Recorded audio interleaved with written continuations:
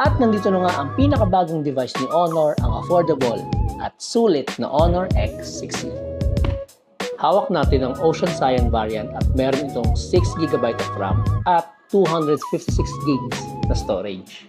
So kasama sa box, of course yung device, mga extra na IMEI stickers, and then we have here yung kanyang free silicone case along with the manual. Dito naman nakakabit ang SIM ejector pin.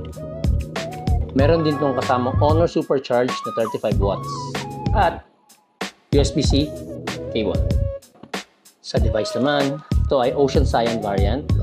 Android 15 na rin ito with Magic OS 9, kaya sure na merong latest customizations and personalizations na bagay para sa iba't ibang taste. May mga AI features na rin, katulad ng AI suggestions and ang dedicated AI button. Ang AI one-click button ay isang customizable physical button shortcut kung saan pwede kang maglagay ng mga preferred mong applications and features para easy access anytime you want.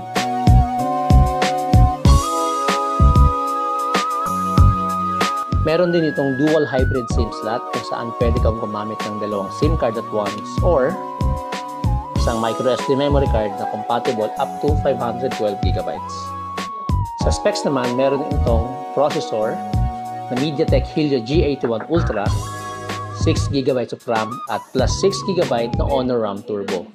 Again, ito ay 256GB pero may available din naman na 128GB sa ating Honor official online store. Sa battery naman, meron itong 5,300 mAh na battery at 35 watts na charging speed. 50 megapixel din ang main camera ng Honor X6e.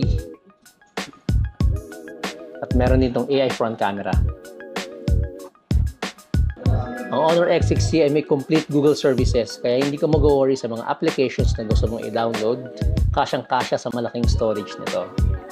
Sa display naman, meron tayong 6.61-inch LCD display na may punch hole design, up to 1,000 plus nits of brightness, especially sa mga outdoor scenarios, at 120Hz of screen refresh rate.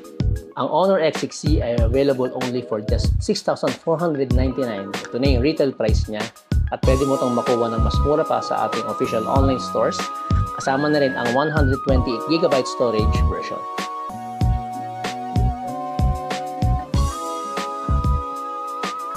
Honor.